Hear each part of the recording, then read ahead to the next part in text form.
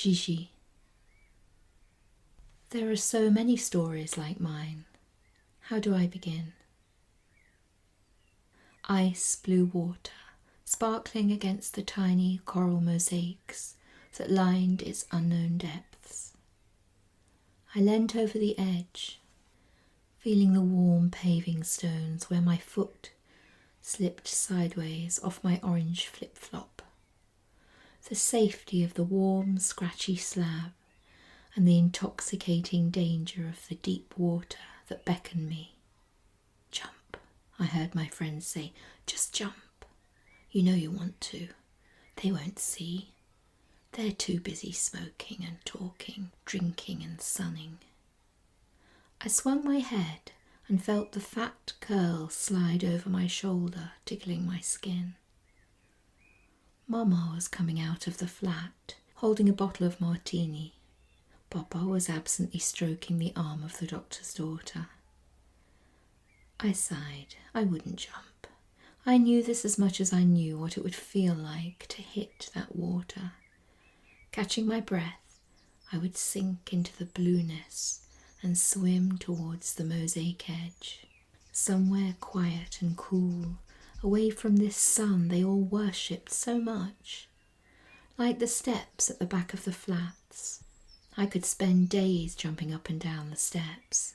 Wide and shallow, they formed a myriad of passages that had secret cut-throughs to each other, and they all led up to the only place of sun I considered worth the heat. Up there, on the top of the flats, were the washing lines.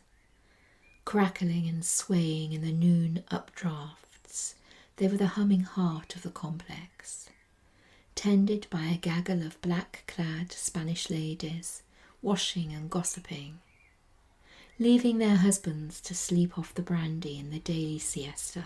They met up here. Women's time. Time of secret power where lives were traded on the tongues of the old women. I ran up there now. 1, 2, 3, my flip-flops catching on the edges and yanking the skin between my toes if I missed my mark. But I'd done this for 4 years. This was our home to me, the place I was allowed to meet my father in his fullness. Sit by him and stare at his mighty form. A stranger to me in England, a visitor who left for work before I rose, and from whom I was shooed as he arrived home at my bedtime. But here, on holiday, in our home, was a man I could walk with in the morning while the grown-ups slept. We would creep off to buy the croissant, and for him to banter with the fishermen arriving back with their night catch. He loved people, my father. He had built his empire from his love of banter, of risk, of adventure, of living a life filled with his superhuman energy. And yet, I reached the top and came out of the womb of step and shade and pea-stained corner, of travelling lizard and giant spider. The light burnt me in its first glance. I could feel my skin screaming for mercy and my hair pulling together for protection on my scalp. Moving swiftly to my place between the hanging sheets, I found the perfect row, damp but not wet, still cool, not yet hot. I pulled them round my shoulders and smiled at the nearest washerwoman. She returned my smile with her gold-flecked grin and said something to her daughter who helped with the work. A hand reached out to stroke my head. They were fascinated by my golden curls. I didn't know why, but my hair earned me affection. And sweets, sometimes the strange tasting ones that burst a sticky liquid onto your tongue and then stuck to your teeth. Sometimes my favourite ones, fruit squares adorned with vibrant coloured pictures, and satisfying waxy paper whose neatly folded ends opened like a special gift to reveal the ridged fruit chew inside.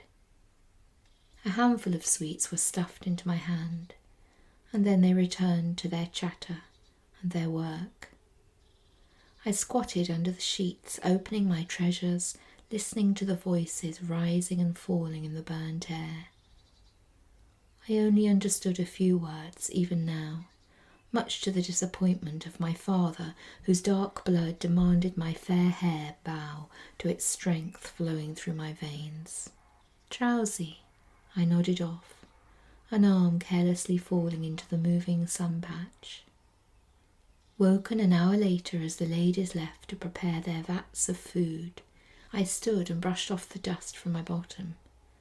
My arm felt hot, and I felt a prickle of fear. Last year I'd been so ill from the sun. The southern Spanish sun and I had a mixed relationship. It allowed me to play long into the evening, and then attacked me unsuspectingly. Remembering the shaking, and the fever, and the tiny blisters that joined up each day into a giant one that was scary to touch, I ran down the steps now to find Mamma, hoping this was a good moment.